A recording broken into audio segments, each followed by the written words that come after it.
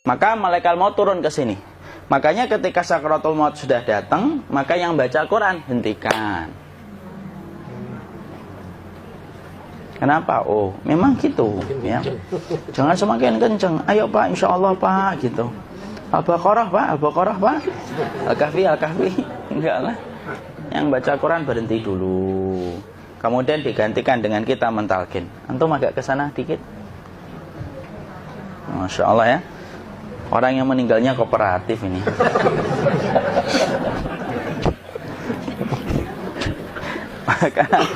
maka agak ke sini ya. Maka disunahkan kita untuk mentalkinnya. Nanti ketika mentalkin jangan terlalu sering, jangan terlalu membebani. Jangan terlalu sering itu la ilaha illallah, la ilaha illallah. Tidak gitulah. Berat nanti dia ngerasakan. Di situ Imam Qurtubi juga menyampaikan, jangan terlalu sering karena itu memberatkan dadanya. Jadi ketika mentalkin, saya sampaikan, boleh diganti atau enggak Ustadz? Enggaklah, talkin itu ibadah. Ibadah itu tauqifiyah. Tauqifiyah itu enggak usah diganti. Karena Rasulullah mengatakan, lakinu ala mautakum la ilaha illallah. Talkin orang yang meninggal di antara kalian dengan la ilaha illallah. Enggak usah diganti Allah Ustadz yang lebih singkat, lebih pendek. Enggak usah. Subhanallah Ustadz, enggak usah. Kenapa? Karena talqin sudah ditetapkan ucapannya oleh Nabi, begitulah kita mencontohnya. Jadi tidak usah diganti. Cara mentalqin, jadi kalau keadaan sudah tenang, tolong kalau sudah sakaratul maut jangan ditinggalkan. Karena sesungguhnya pertempuran setan itu pada detik-detik kematian semacam ini. Dan betul-betul berusaha untuk menjadikan dia murtad. Nanti makanya di situ di buku nanti dibahas kan, pertempuran setan itu sampai detik-detik orang mau mati itu sudah ayo kufur, murtad aja tuh, kamu sakit kan? Nah, itu kayak gitu. Makanya jangan ditinggal. Capek gitu kok nggak meninggal gitu ya. Udah gantian mas. Dan jangan kemudian meninggalkannya. Mangkat dulu gitu. Enggak lah, janganlah. Terus ditampingi terus. Kalau bisa ya sudahlah, berikan waktunya kita untuk sementara waktu itu betul-betul berkhidmah kepada orang yang kita cintai terakhir kalinya. Cara kita kemudian mentalkin adalah, yaitu adalah di sebelah kanannya la ilaha illallah. Biarkan dia mencerna dulu, tidak usah buru-buru kemudian kita langsung nimpali lagi. Dia mencerna dulu sembari kita doakan, peluk, ya Allah dimudahkan gitu.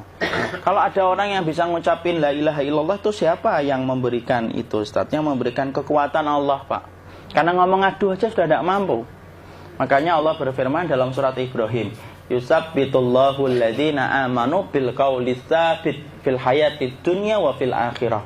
Allah teguhkan perkataan orang yang beriman dalam kehidupan dunia dan akhirat. Dunia itu ya ketika menjelang kematiannya. Makanya dia bisa ngomong la ilaha illallah. Sebenarnya ngomong aduh aja udah gak mampu. Kalau bisa ngomong, dia mesti ngomong aduhnya dulu.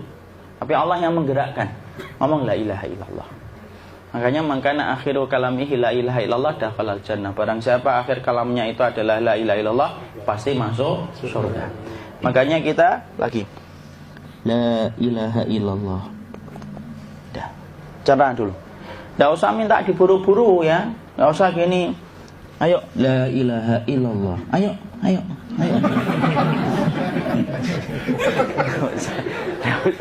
Enggak usah gitu. Ya, biarkan dia pelan-pelan gitu. Ayo tapak, ya Allah capek saya Pak. Enggak usah gitu. Dia ucapkan la ilaha illallah. Kemudian dia mencerna. Lalu kalau dia sudah mengatakan, antum mengatakan la ilaha illallah. Nah, kalau sudah mengatakan la ilaha illallah, berarti sudah. Enggak usah ditalkin lagi, enggak usah. Belum meninggal juga Ustaz? Enggak apa-apa, biarin aja. Dia di situ aja. Kecuali dia ngomong lagi dan enggak usah diajak ngomong, alhamdulillah ya Pak, ya Allah gitu. Terus dia jawab, alhamdulillah. Ya. Itu berarti ucapan terakhirnya alhamdulillah. Atau ketika habis ditalkin la ilaha illallah, dia ngelihat air. Nah, itu berarti ucapan terakhirnya air. Talkin lagi. Nggak usah marah. Aduh Pak minta air. Mau minta air nanti aja dikubur gitu loh. Jangan gitu.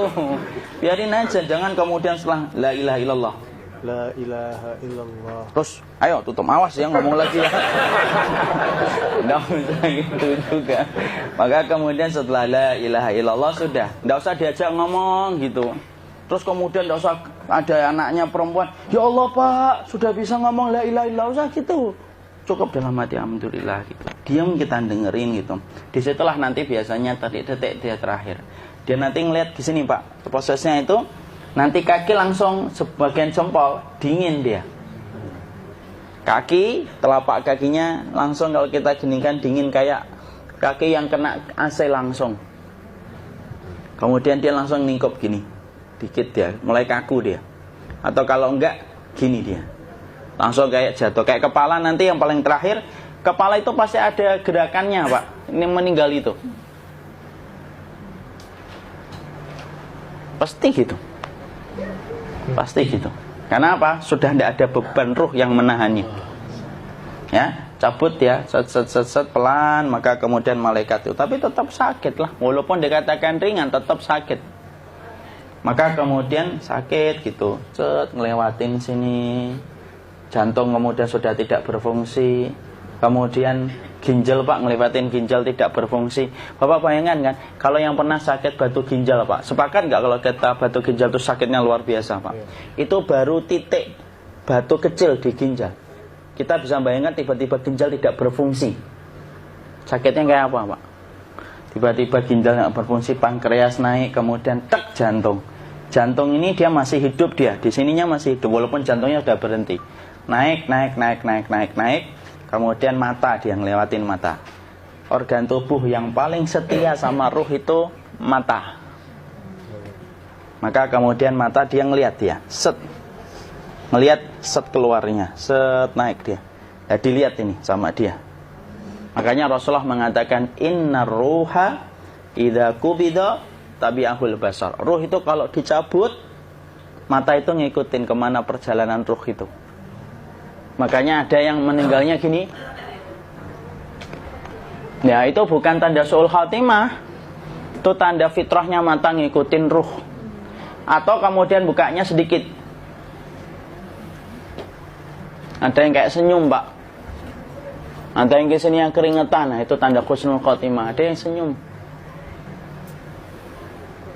Jadi sakitnya setelah selesai itu plong gitu loh.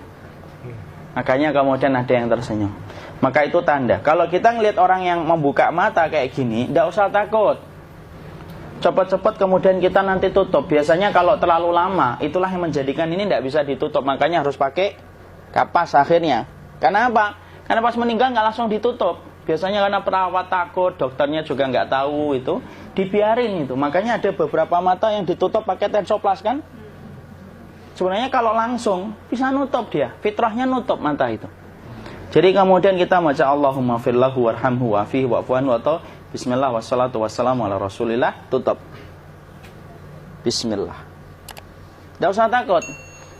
Kecuali buka lagi ya, ini baru kita kabur bareng.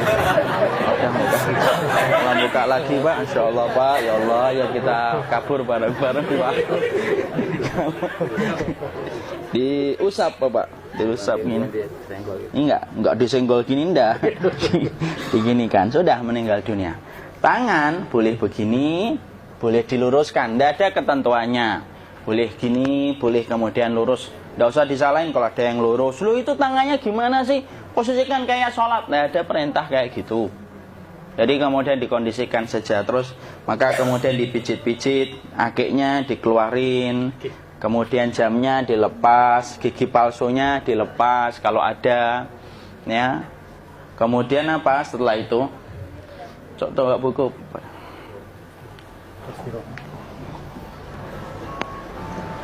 Kemudian kalau bisa awal-awal kemudian taruh buku atau sesuatu yang agak berat di perutnya ketika baru meninggal dunia. Kenapa kemudian ditaruh kayak gini? Bukan apa-apa, supaya membantu sisa-sisa pencernaan dia untuk keluar. Nanti Pak, biasanya kalau kita taruh agak yang berat gini atau kemudian kita gini-gini kan. Ini udah makan belum Maki? Udah makan belum makan kok udah gede ya. Maka pencet-pencet kayak gini biasanya nanti ketika dimandikan, nah pas dimandikan diginikan saja. Aduh. Nah ini dia sudah keluar di belakang, dia gini. Terus nanti keluar dia. Nah ini keluar langsung di belakangnya. Dan memperlakukan orang kalau sudah meninggal dunia itu yang lembut gitu. Kenapa? Inna kasra admil mayyiti kakasri admil hayyi. Mematahkan tulangnya ketika orang sudah meninggal dunia itu lebih dia rasakan sakit ketika mati daripada ketika masih hidup. Tuh Islam itu sampai sama orang mukmin itu kalau sudah meninggal aja sampai selembut itu. Kok hidup kasar itu kebangetan dia jadi orang itu.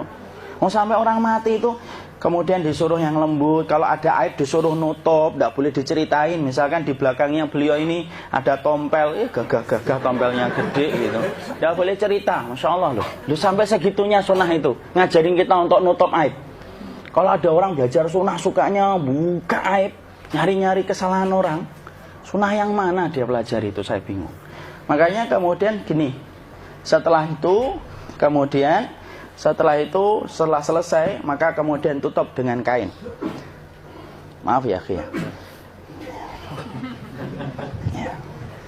ya. Nanti kalau nggak kuat napas ngomong ya.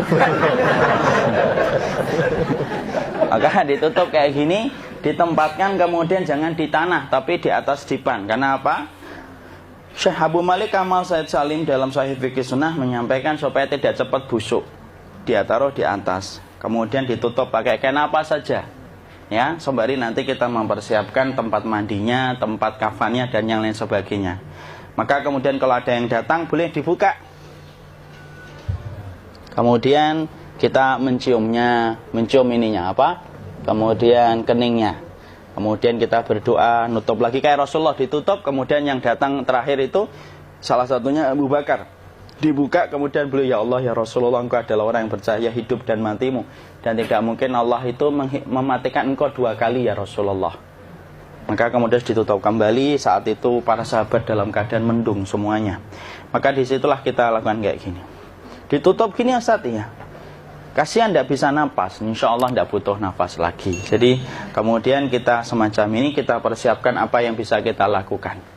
Nah itulah proses kematian dari sakit sakaratul maut sampai kematian.